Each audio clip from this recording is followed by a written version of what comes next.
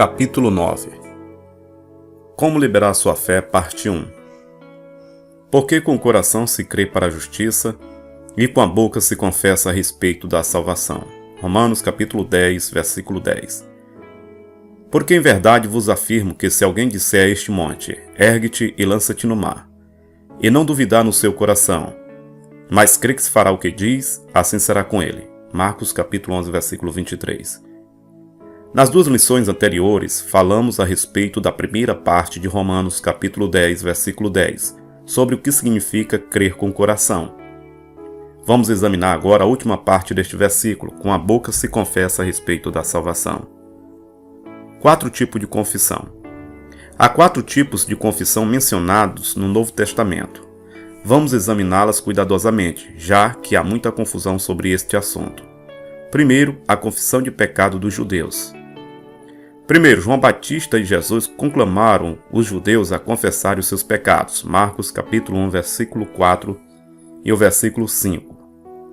Apareceu João Batista no deserto, pregando o batismo de arrependimento para a remissão de pecados. Saíam a ter com ele toda a província da Judéia e todos os habitantes de Jerusalém, e, confessando os seus pecados, eram batizados por ele no Rio Jordão. Marcos capítulo 1, versículo 14 e 15. Depois de João ter sido preso, foi Jesus para a Galiléia pregando o evangelho de Deus, dizendo: o tempo está cumprido e o reino de Deus está próximo. Arrependei-vos e crede no evangelho. A confissão do pecador na nova aliança. Segundo a confissão do pecador, há a confissão do pecador na nova aliança. Jesus fez uma afirmação muito importante em João capítulo 16, versículo 7 ao 11, concernente ao pecador na nova aliança. João 16, 7 diz assim: mas eu vos digo a verdade, convém-vos que eu vá, porque se eu não for, o Consolador não virá para vós outros. Se porém eu for, eu vos enviarei. Quando ele vier, convencerá o mundo do pecado, da justiça e do juízo. Do pecado, porque não crê em mim. Da justiça, porque vou para o Pai e não me vereis mais. Versículo 11.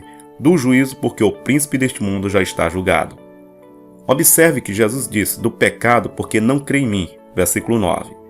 Jesus disse que o pecador seria convencido pelo Espírito Santo de que o único pecado, que é o pecado de rejeitar Jesus, porque não crê em mim. João 16, 9. Quantas vezes temos insistido que o pecador deve confessar todos os pecados que comete para ser salvo? Mas na realidade, o pecador não poderia confessar todos os pecados que cometeu. Ele não poderia nem mesmo se lembrar de todos os pecados que cometeu. Não, a única confissão que o pecador deve fazer é a do senhorio de Jesus. Romanos 10, 9 diz: se com a tua boca confessares a Jesus como Senhor e em teu coração creres que Deus o ressuscitou dentre os mortos, serás salvo. A confissão de pecado do crente. A terceira espécie de confissão neotestamentária é a confissão que o crente faz dos seus pecados quando quebra a sua comunhão com Deus. 1 João 1, 9.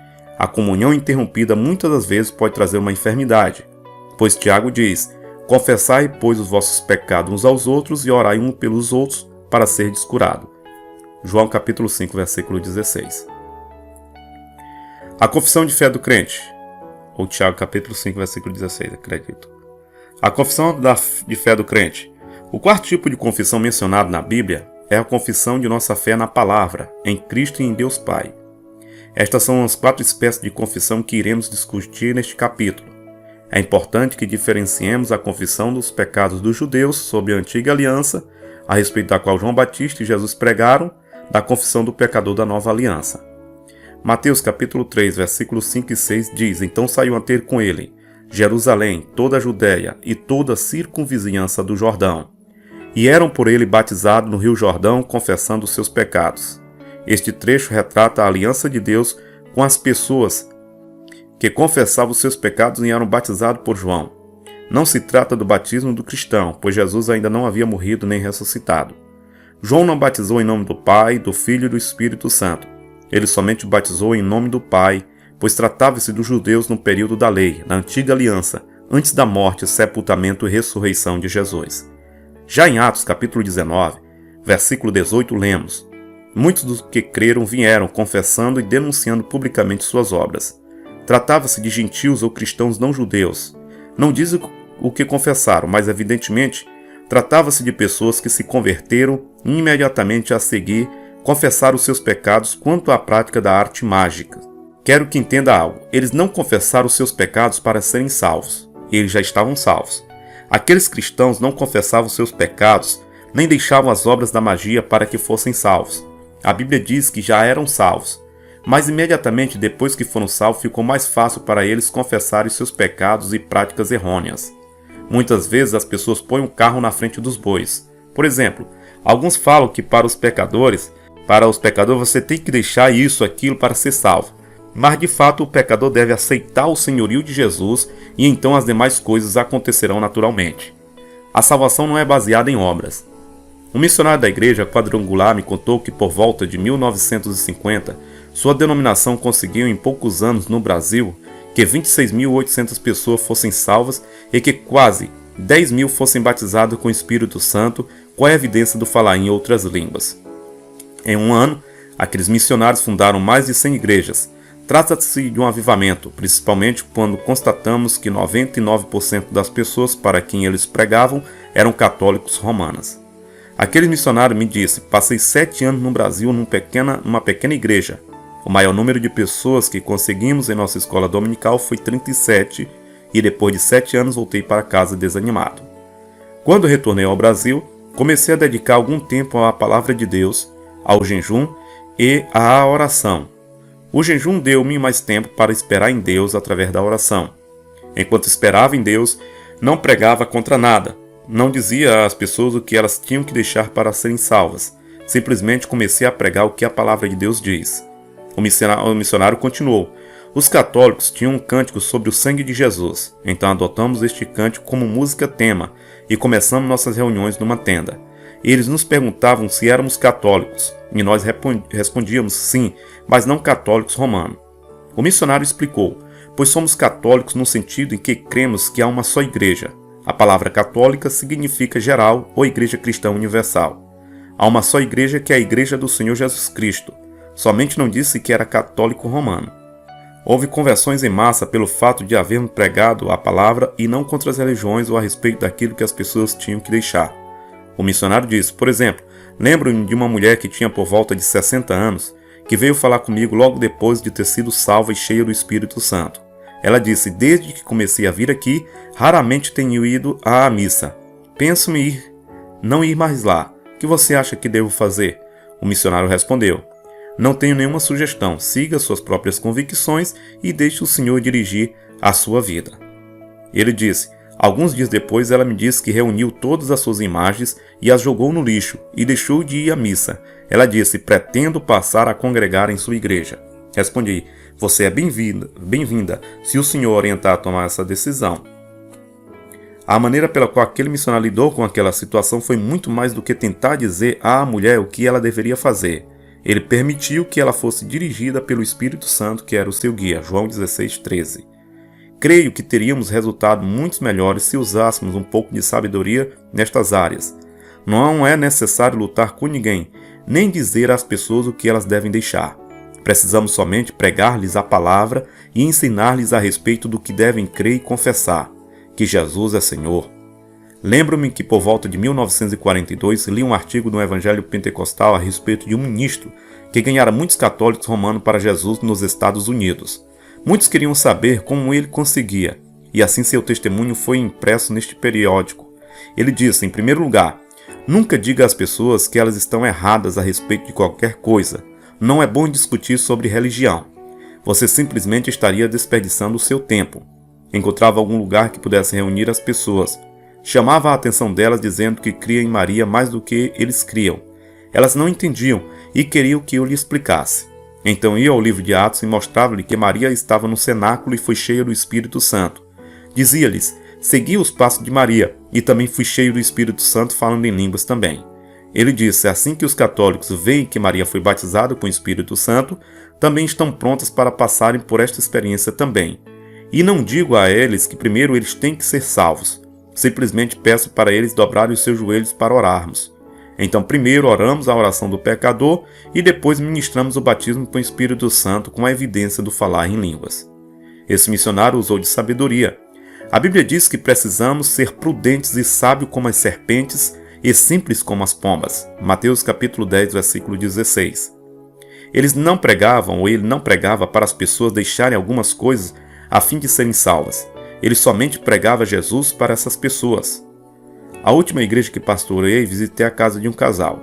A esposa era salva, mas o marido não. Assim convidei-o para ir à igreja. Ele me disse, não irei, embora já tivesse ido às igrejas antes. Ele foi tão hostil que pensei ter feito algo que o tivesse desagradado.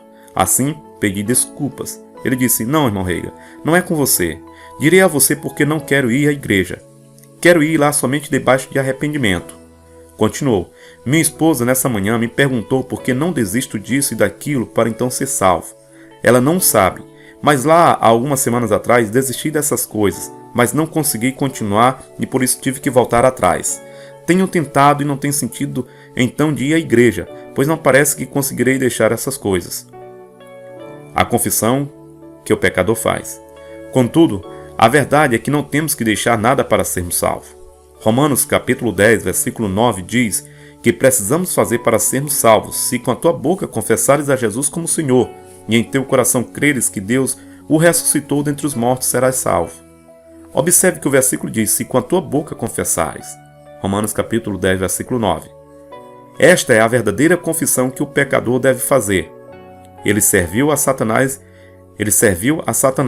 Diante de Deus, ele é culpado pelo pecado de rejeitar a Jesus Cristo como Salvador e Senhor. Portanto, Deus requer que o pecador confesse o senhorio de Jesus Cristo. Este é o verdadeiro arrependimento. Esta é a fé verdadeira. Dizer que a confissão dos pecados de alguém o fará uma nova criatura seria equivalente que um governador de estado dissesse diante de um prisioneiro atrás das grades, eu o perdoarei, se você me confessar que está numa prisão. O fato é que ele está preso, isso é evidente. Também é evidente que o pecador é um filho do diabo. O que o pecador tem que fazer para ser salvo é confessar o senhorio de Jesus Cristo em sua vida. Ele tem que confessar a Jesus como Senhor para ser salvo. Ele tem que deixar Jesus dominar sua vida diária. Confessar o senhorio de Jesus Cristo é o âmago do Evangelho. Uma vez que uma pessoa nasceu de novo, Deus tratará com esta pessoa a respeito do que necessita mudar e dará a essa pessoa o poder para mudar. Observe novamente o trecho, se com a tua boca confessares a Jesus como Senhor. Romanos 10, 9. Em outras palavras, deve haver uma confissão vocal do senhorio de Jesus. Seus lábios devem formar as palavras. Esta confissão não é somente para o seu próprio benefício, mas também para o benefício de todos aqueles que são salvos, ou que não são salvos, que estão ao nosso redor, pois estamos declarando a todos que o diabo não tem mais domínio sobre nós. Efésios capítulo 1, versículo 19 ao 21. Certa vez, quando pregava em Dallas numa igreja do Evangelho Pleno, um homem veio a mim para dizer-me, irmão Reiga, queria que você orasse com um homem que tem vindo em nossas reuniões matinais de oração. Os homens de nossa igreja se reúnem todas as manhãs para orar antes de saírem para seus serviços. Este homem tem orado conosco por 6 meses e ainda não é salvo. Penso que poderia ajudá-lo. Como aquele homem trabalhava durante o dia, não podia ir às reuniões que ocorriam durante este período do dia. Assim concordei em ministrar numa classe de ensino no sábado à noite. No primeiro sábado fui apresentado àquele homem. No momento que o vi, sabia imediatamente pelo Espírito que estava errado com ele. Durante o período do testemunho, disse a aquele homem, levante-se e confesse que você é salvo. Ele ficou assustado e gaguejando disse, bem, ainda não sou salvo. Respondi então, eu sei, você está com a Bíblia em sua mão. Abra em Romanos 10, 9 e 10. Leia em voz alta. E ele leu o versículo seguinte, Romanos 10, 9 e 10. Se com a tua boca confessares a Jesus como Senhor, e em teu coração creres que Deus o ressuscitou dentre os mortos, serás salvo. Porque com o coração se crê para a justiça, e com a boca se confessa a respeito da salvação. Disse-lhe, leia a última parte de novo. E ele leu, e com a boca se confessa a respeito da salvação. Versículo 10. Eu disse, certamente você não pode ser salvo até que confesse. E é com a boca que a confissão é feita para a salvação. Agora confesse que você é salvo. Ele me disse, bem, não me sinto salvo. Eu disse, certamente que você não se sente. Você não pode sentir algo que não tem. E você não poderá ter sua salvação até que a confesse. Ele disse, não creio muito que devo fazer isso. Respondi, Se entendi corretamente, você tem vindo a esta igreja por 6 meses. Ele disse: sim, tenho me arrependido e clamado ao Senhor aqui pelo período de 6 meses. Eu disse: tudo o que lhe falta somente é firmar-se neste versículo e confessar sua salvação. Não creio que tenho que fazê-lo. Então fiquei surpreendido comigo mesmo. Às vezes faço algumas coisas pelo Espírito de Deus que me deixam pasmado. Antes de me dar conta, pelo Espírito de Deus, me vi apontando o meu dedo indicador para ele e disse-lhe: ordene em nome do Senhor Jesus Cristo que você fique de pé e confesse sua salvação. Falei com tal unção e autoridade que ele se levantou imediatamente e passou a olhar para mim um tanto amedrontado. Ele disse: creio nestes versículos. Creio que Jesus morreu pelos meus pecados e ressuscitou dos mortos. Deus o levantou dos mortos para minha justificação. Assim eu o recebo como meu Salvador e o confesso como meu Senhor. A seguir ele se sentou. Depois da sua confissão, algumas pessoas deram alguns testemunhos. Quando olhei novamente para sua face, ele parecia como um letreiro de neon brilhando no escuro. Disse agora: fique de pé e testemunhe. Dessa vez tive que pedir pela segunda vez, pois ele se colocou de pé e disse: quando confessei a Jesus, algo aconteceu dentro de mim. Eu disse: sim, algo aconteceu dentro de você. A vida eterna foi depositada no seu espírito. Com a boca se faz confissão a respeito da salvação. Romanos capítulo 10, versículo 10. Esta é a confissão que o pecador tem que fazer. Mateus 10, 32 e 33 diz: portanto, todo aquele que me confessar diante dos homens, também o confessarei diante de meu Pai que está no céu. Mas aquele que me negar diante dos homens, também o negarei diante de meu Pai que está no céu. Quero que perceba que no novo nascimento, ao se receber a vida eterna, deve haver uma confissão pública. O que a confissão pública realmente faz é quebrar o senhorio do mundo. Trata-se de uma mudança de senhorio. Ela define a nossa posição. A confissão do senhorio de Cristo Jesus nos coloca imediatamente debaixo da supervisão, cuidado e proteção de Jesus. Satanás foi outrora o nosso Senhor, mas agora houve mudança no senhorio de nossas vidas. Quando recebemos a Jesus como nosso Salvador e o confessamos, ele se torna o nosso Senhor. Ele se tornou o nosso chefe e cabeça. Assim, conservemos firmes a nossa confissão do senhorio de Jesus. Ele é o meu Senhor. Ele é o seu Senhor?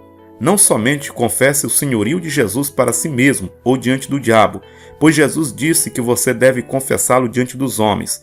Portanto, todo aquele que me confessar diante dos homens, Mateus 10, 32. Assim também confesse o senhorio de Jesus diante dos outros. O crente confessando os seus pecados. A terceira espécie de confissão a que se refere o Novo Testamento é quando o crente confessa os seus pecados por ter quebrado a sua comunhão com Deus. No Salmo 137 temos um tipo de comunhão quebrada. Salmo 137, versículo 1 e 4 ao 4. Às margens dos nós da Babilônia, nós nos assentávamos e chorávamos, lembrando-nos de Sião. No salgueiro que lá havia penduravam nossas harpas, pois aquele que nos levaram cativo nos pediam canções e a nossos opressores, que fôssemos alegres, dizendo: entoai-nos algum dos cânticos de Sião. Como, porém, haveríamos de entoar o cântico do Senhor em terra estranha? No Salmo 137, vemos que Israel tinha pecado. Eles foram levados cativos à Babilônia. Eles se lembravam de Sião. Suas harpas estavam penduradas nos salgueiros. Quando seus inimigos pediam-lhe para que entoassem um cântico, eles respondiam: como, porém, haveríamos de entoar o cântico do Senhor em terra estranha? Salmo 137, versículo 4. Trata-se de uma figura de comunhão quebrada. Em 1 João capítulo 1, versículo 3 ao 10 diz: o que temos visto e ouvido anunciamos também a vós outros, para que vós igualmente mantenhais comunhão conosco. Ora, a nossa comunhão é com o Pai e com seu Filho Jesus Cristo. Estas coisas, pois, vos escrevemos, para que a vossa alegria seja completa. Ora, a mensagem que da parte dele temos ouvido e vos anunciamos é esta, que Deus é luz e não há nele treva nenhuma. Se dissermos que mantemos comunhão com ele e andarmos nas trevas, mentimos e não praticamos a verdade. Se, porém, andarmos na luz como ele está na luz, mantemos comunhão uns com os outros, e o sangue de Jesus, seu Filho, nos purifica de todo pecado. Se dissermos que não temos pecado nenhum, a nós mesmos nos enganamos e a verdade não está em nós. Se confessarmos nossos pecados, ele é fiel e justo para nos perdoar os pecados e nos purificar de toda injustiça. Se dissermos que não temos cometido pecado, fazemo-lo mentiroso e a sua palavra não está em nós. Observe que a palavra comunhão é mencionada 4 vezes nestes versículos. Medite cuidadosamente nestes versículos. Eles não foram escritos para pecadores. Nem mesmo use esses versículos para orar como um pecador. eles não se aplicam a ele. Essas palavras foram escritas para os crentes, foram escritas como uma advertência à comunhão quebrada. Além disso, mostram um caminho para voltarmos à comunhão com Deus, caso ela esteja quebrada pelo pecado. Se dissermos que temos comunhão com Deus e andarmos nas trevas, a Bíblia diz que estamos mentindo. 1 João capítulo 1, versículo 6. Em outras palavras, Deus está dizendo que se eu estiver com a comunhão com Ele interrompida e declarar que estou bem espiritualmente, não estou dizendo a verdade, porque não estou bem com Deus. Se disser que não tenho cometido pecado, com a comunhão de Deus interrompida, então a minha fé é fraca. Então Deus diz que se eu confessar os meus pecados, Ele é fiel e justo para perdoar os meus pecados e me purificar de toda injustiça. 1 João capítulo 1, versículo 9. É importante não tirar estes versículos do contexto. Algumas pessoas isolam o versículo 10 que diz: se dissermos que não temos cometido pecado, fazemo-lo mentiroso e a sua palavra não está em nós. Não tire este versículo do contexto tentando aplicá-lo a todas as pessoas. Este versículo está falando a respeito da pessoa nascida de novo que está com a sua comunhão com Deus interrompida e não admite este fato. Se você pecou, você o saberá. E se você não o souber, não fique tentando arrancar algo para condenar a si mesmo. Quando você fica sempre buscando algo para condená-lo, está roubando a si mesmo de sua fé. Se você pecar, você o saberá. No instante que pecar, saberá disso bem dentro de você. E se não o souber, então precisa nascer de novo. Os cristãos têm um monitor, a voz de sua consciência em seu interior, e isso os fará saber quando pecaram. Se você errar o alvo e pecar, não espere para se arrepender. Diga: Senhor, errei o alvo, por favor, me perdoe. E Ele o fará, e assim você continuará andando em comunhão com Ele.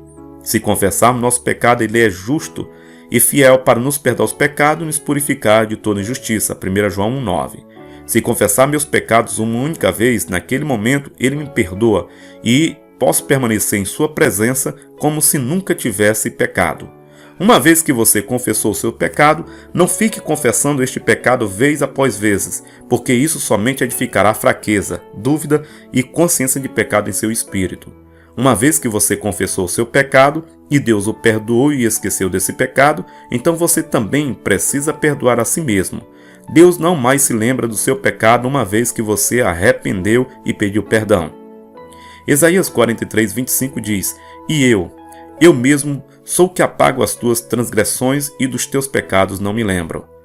Uma vez que você se arrependeu e pediu perdão, Deus não mais se lembra daquele pecado. E se Deus não mais se lembra, por que deveríamos nós? Não é o Espírito Santo ou Deus que nos condena. É o diabo que está tentando levar vantagem sobre você. E se Satanás puder mantê-lo pensando a respeito daquele pecado, então ele está levando vantagem.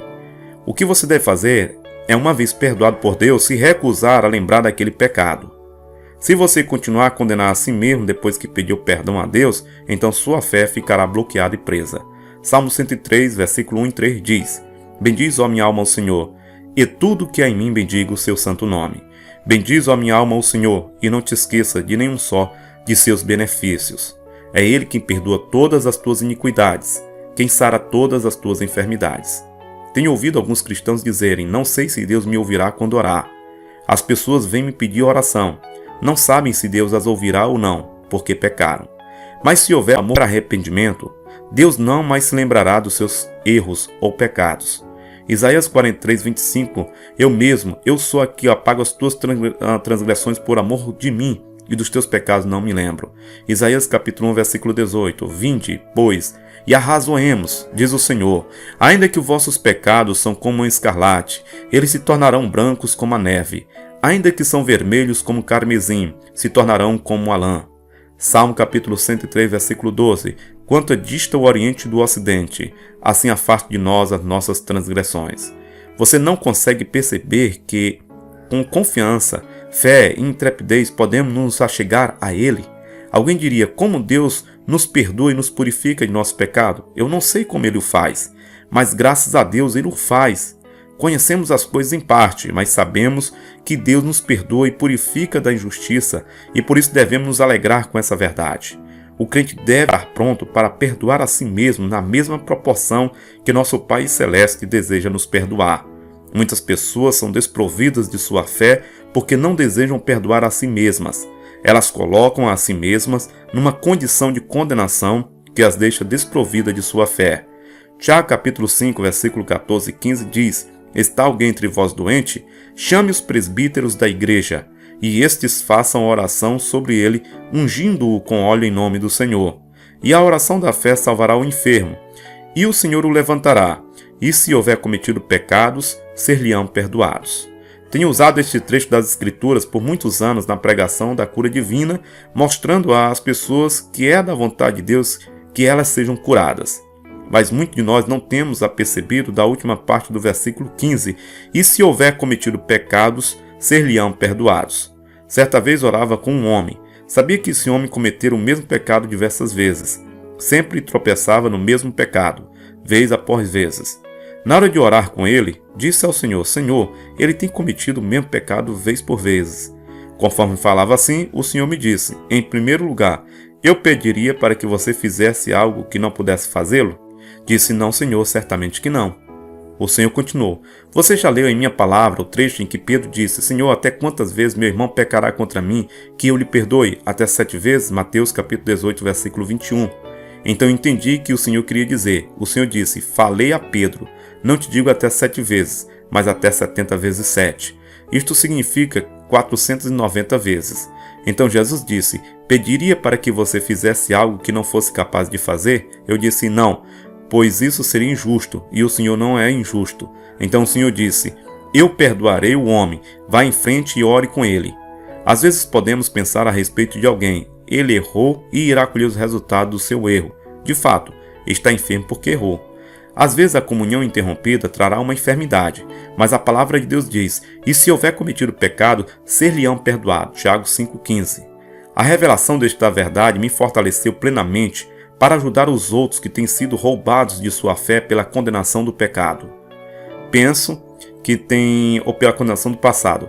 Penso que tem que ficar prostrado no leito de enfermidade, eles pensam, porque falharam e pecaram. Mas graças a Deus a Bíblia diz: a oração da fé salvará ou curará o enfermo, e o Senhor o levantará. E se houver cometido pecado, ser-lhe-ão perdoado. Tiago 5,15. A cura no perdão.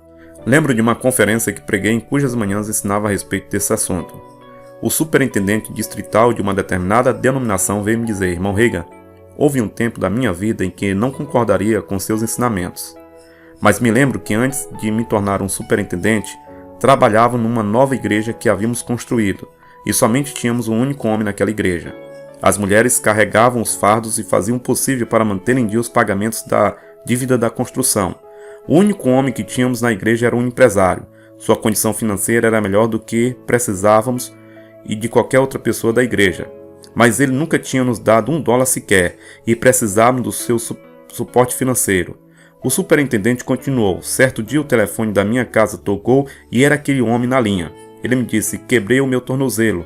O meu vizinho está aqui me falando a respeito da cura. Ele é o católico romano e me disse que se eu lhe chamar para orar comigo, Deus irá me curar. O superintendente continuou: lá estava eu. Tinha certeza de que Deus não curaria aquele homem porque ele era infiel e mesquinho. De fato, senti vontade de dizer-lhe: irmão, Deus não lhe irá curar, mas não poderia fazê-lo. Cheguei em sua casa e fui apresentado ao homem católico. O homem católico me disse que cria que Deus podia fazer qualquer coisa. Antes que percebesse o que estava acontecendo, estava ajoelhado aos pés daquela cama, impondo minhas mãos naquele tornozelo, declarando: Deus, cure agora em nome de Jesus Cristo. E sabia em meu espírito que ele fora curado. E aquele homem se levantou da cama, firmando-se em seu tornozelo, e foi completamente curado. O superintendente disse: não pude dormir naquela noite. Me perguntei: como Deus pode curá-lo? Continuei me perguntando, então me lembrei do trecho: e o Senhor o levantará, e se houver cometido pecado, ser-lhe-ão perdoado. Deus sabia mais a respeito da situação daquele homem do que eu. Sabia que ele tinha orado pedindo a Deus para perdoá-lo, pois pude ouvi-lo pedindo perdão a Deus enquanto orava pelo seu tornozelo. Ele orou: Senhor, perdoe todas as minhas faltas. Por volta daquela época deixei aquela igreja. Aquela igreja continuou a crescer, mas veio a guerra e a metade das pessoas se mudaram. Seria preciso que o escritório do distrito fizesse os pagamentos da dívida da construção. Mas aquele homem então veio à frente e disse: eu farei os pagamentos. Durante a guerra ele pagou mais de $4.000 por aquela dívida. Alguns anos depois da guerra, finalmente a igreja pagou toda a hipoteca. Então fui convidado para queimar os títulos da dívida que fora paga. Disse um dos conselheiros daquela igreja: vocês deveriam pagar aquele homem de volta, porque ele colocou muito dinheiro nesta propriedade. Aquele homem respondeu: não, ficarei satisfeito com a metade daquele valor. Então ele se virou para o secretário da tesouraria e disse: quando vocês fizerem o cheque, mandem-no para o departamento de missões deste distrito. Aquele superintendente me disse: arrependi-me sinceramente do que pensar a respeito daquele homem. Faz uma grande diferença se olharmos as coisas na ótica da palavra ou na ótica do homem natural. Quando vemos as coisas na ótica de Deus, isto faz uma grande diferença. Quando você entende a Bíblia, também entende porque Deus age de sua própria maneira. Entende porque como as coisas funcionam muitas das vezes. Hebreus capítulo 10, versículo 1 e 4 diz: ora, visto que a lei tem sombra dos bens vindouros, e não a imagem real das coisas, nunca jamais pode tornar perfeitos os ofertantes, e com os mesmos sacrifícios que ano após ano, perpetuamente eles oferecem. De outra sorte, não teriam cessado de ser oferecidos, porquanto os que prestam culto, tendo sido purificado uma vez por todas, não mais teriam consciência de pecado. Entretanto, nesses sacrifícios faz-se recordação de pecados todos os anos, porque é impossível que o sangue de touros e bode remova pecado. Este trecho das Escrituras fala a respeito da incapacidade do sangue de touros e bodes removerem pecados no Antigo Testamento. O sangue de touros e bode podiam somente cobrir os pecados. Aqueles sacrifícios de animais não removiam os pecados do coração do homem, e junto com os pecados continuava a consciência de pecado. Mas Deus, em sua redenção, em Cristo, nos libertou da consciência dos pecados. Uma vez que pedimos perdão, não devemos mais lembrar-nos destes. Hebreus 9,14 diz: muito mais o sangue de Cristo, pelo seu Espírito eterno, assim mesmo se ofereceu sem mácula a Deus, purificará a nossa consciência de obras mortas para servirmos ao Deus vivo.